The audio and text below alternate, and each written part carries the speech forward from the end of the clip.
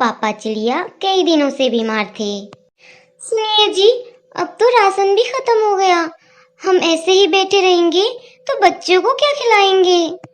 हमारे परिवार में मम्मा चिड़िया बाहर के काम नहीं करती, सब बातें बनाएंगे।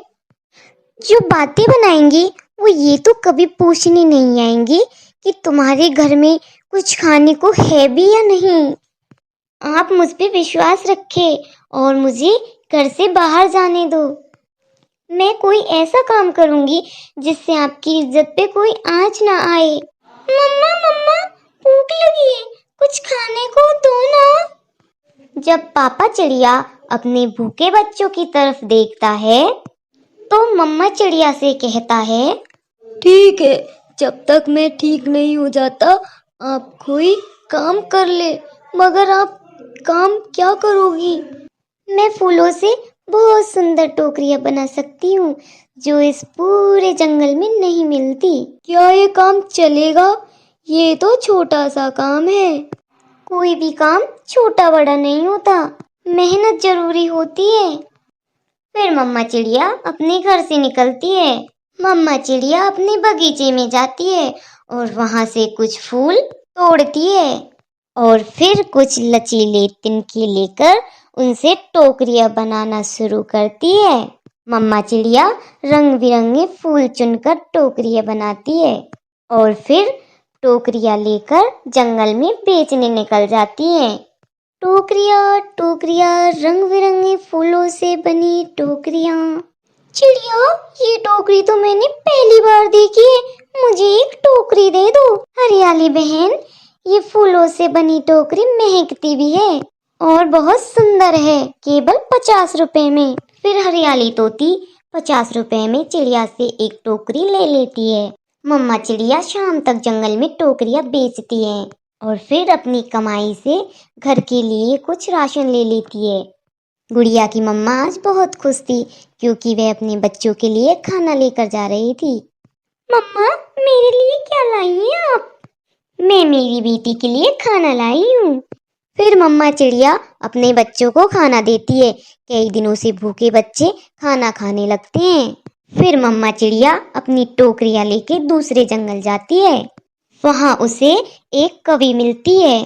चिड़िया, मुझे एक फूलों से बनी टोकरी दो।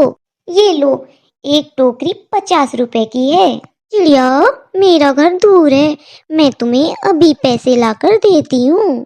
ऐसा है, मैं अपने पैसे घर बुलाई हूँ। फिर गौरी कभी चिड़िया से टोकरी लेकर अपने घर चली जाती है। कालू, देखो देखो, मैं एक चिड़िया को चूना लगा के आई हूँ। मैंने उससे एक टोकरी फ्री में ले ली। ये फूलों से बनी टोकरी बहुत शानदार है। शाम तक मम्मा चिड़िया वहां बैठकर कवि का इंतजार करती है, मगर वो कवि कहाँ आने वाली थी। वो कवि तो झूठी निकली, अभी तक नहीं आई। शायद वो फ्रॉडन कवि थी। मुझे अब जाना होगा। मम्मा चिड़िया उस दिन बहुत परेशान थी क्योंकि उसकी एक ही टोकरी बिकी, उसे भी वह कवि मुफ्त में ले गई। मम्मा चिड़िया परेशान होकर घर आ रही थी कि उसे एक नदी में बच्चे की आवाज सुनाई देती है। बच्चा डूब रहा था। ये सब देखकर मम्मा चिड़िया अपनी टोकरी उस बच्चे के पास फेंक देती है। वह बच्चा उस टोकरी में बैठ जाता है और हवा से तैरती हुई वह टोकरी किनारे आ जाती है। चले, मैं आपको आपके घर छोड़ आती हूँ। मम्मा चिड़िया कबूतर के उस बच्चे को लेकर उसके घर जाती है। मम्मा पापा, मैं तो नदी में डूबने ही वाला था, मगर चिड़िया आंटी ने अपनी फूलों से बनी टोकरी नदी में गिरा दी और मेरी जान बचाई। पति जी, आप इस चिड़िया को कुछ पैसे दे दो, इन्होंने हमारे बच्चे की जान बचाई है। नहीं नहीं, मैं भिखारन नहीं हूँ, मैं अपनी टोकरियाँ बेचकर मेहनत से कमाती हूँ। क्या ये टोकरियां आपने बनाई है?